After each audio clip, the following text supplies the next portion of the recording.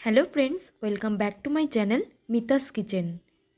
আজকে একটা দুর্দান্ত রেসিপি নিয়ে চলে এসেছি।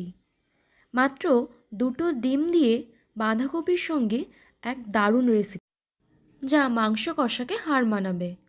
চলুন ভিডিওটি শুরু করা যাক। নিয়ে নিয়েছি প্রথমেই বাঁধাকপি। বাঁধাকপিটাকে আমি নুন মাখিয়ে রেখেছি আর জলটাও ঝরিয়ে রেখেছি। নিয়েছি দুটো ডিম। এবারে দুটো ডিম ফাটিয়ে এর মধ্যে দিয়ে দেব কিছুটা পরিমাণে পেঁয়াজ কুচি, সামান্য হলুদ গুঁড়ো, সামান্য লঙ্কার গুঁড়ো, দেব কিছুটা পরিমাণে কালো জিরে, সামান্য পরিমাণে গোলমরিচ গুঁড়ো। সব উপকরণগুলো ভালো করে মিশিয়ে নেব। স্বাদমতো লবণ দেব, দিয়েও ভালো করে আবারও মিশিয়ে নেব। এবারে গ্যাসের মধ্যে একটা কড়াই বসিয়ে তাতে কিছুটা পরিমাণে জল দিয়ে আমি আগে থেকে গরম করতে দিয়েছিলাম। এর উপর একটা স্ট্যান্ড দিয়ে এই ব্যাটারটা আমি 20 থেকে 25 মিনিটের মতন আমি এটাকে স্টিম করে নেব। খেয়াল রাখবেন এই সময় গ্যাসের আঁচটা কিন্তু হাই ফ্লেমেই রাখবেন, তাতে কিন্তু খুব তাড়াতাড়ি এটা কুকড হয়ে যাবে। দেখতেই পাচ্ছেন আমার কিন্তু এটা খুব তাড়াতাড়ি কুকড হয়ে গেছে। এবার একটা ছুরির সাহায্যে ধারগুলোকে একটু ছাড়িয়ে নেব, যাতে খুব তাড়াতাড়ি এটি নাবিয়ে নেওয়া যায়। দেখতেই পাচ্ছেন কত সহজেই এটি ছেড়ে এসেছে। এবারে আমি একটা ছুরির সাহায্যে এটাকে আমি পিস পিস করে কেটে নেব। এই রকম আমি পনিরের মতন কিউব আকারে এগুলোকে পিস করে কেটে নিয়েছি। সামান্য পরিমাণে তেল দিয়ে আমি এই কোফতাগুলোকে ভেজে নেব। এই রকম লাল লাল করে আমি সব পিসগুলোকে ভেজে তুলে নেব।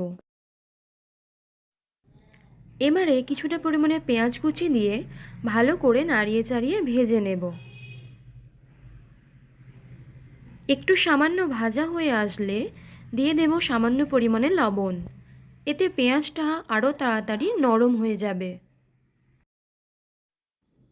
এবারে দেব একটা শুকনো লঙ্কা, একটা কাঁচা লঙ্কা, দুটোকেই আমি একটু কেটে দিয়ে দেব।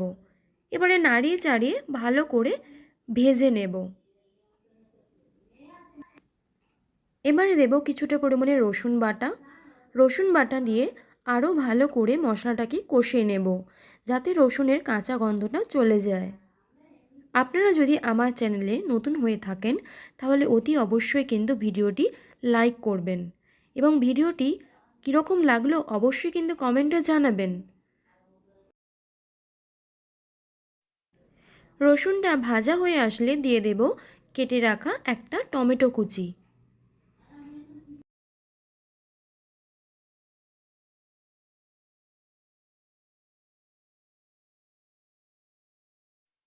টমেটো একটু নরম হয়ে গেলে দিয়ে দেব আদা বাটা।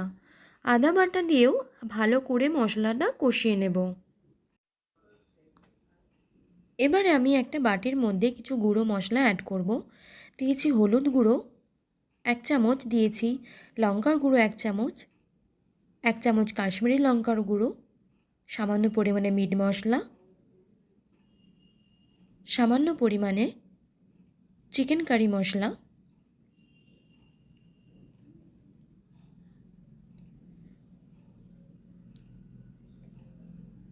এবারে সব মশলাগুলোকে ভালো করে গুলিয়ে নেব। এবারে সব মশলাগুলোকে এর মধ্যে মিশিয়ে ভালো করে কষিয়ে নেব, যতক্ষণ না এর থেকে তেল ছেড়ে আসে। এখনও যদি আপনারা ভিডিওটি লাইক না করে থাকেন তাহলে অতি অবশ্যই কিন্তু লাইক করবেন এবং বন্ধুদের সঙ্গে কিন্তু শেয়ার করবেন।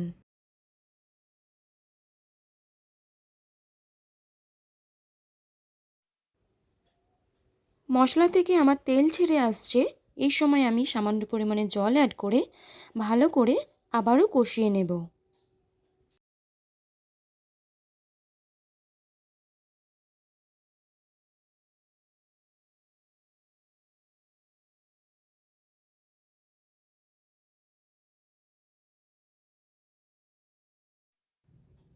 একটু ফুটে আসলেই আমি দিয়ে দেব আগে থেকে ভেজে রাখা কিউবগুলোকে। কিউবগুলো দিয়ে ভালো করে নাড়িয়ে চাড়িয়ে একটু ফুটিয়ে নিলেই তৈরি আমাদের বাঁধাকপির মাঞ্চুরিয়ান। এই রেসিপিটা আপনারা ভাত, রুটি, লুচি যে কোনো কিছুর সঙ্গে খুব ভালো করে পরিবেশন করতে পারবেন। সামান্য পরিমাণে ধনেপাতা ছড়িয়ে পরিবেশন করুন এবং সকলে খেয়ে কীরকম রিয়াকশন দেয় সেটা কিন্তু কমেন্ট বক্সে জানাতে ভুলবেন না। দেখা হবে নতুন একটা ভিডিওর সঙ্গে। ততক্ষণ পর্যন্ত সকলে ভালো থাকবেন, সুস্থ থাকবেন।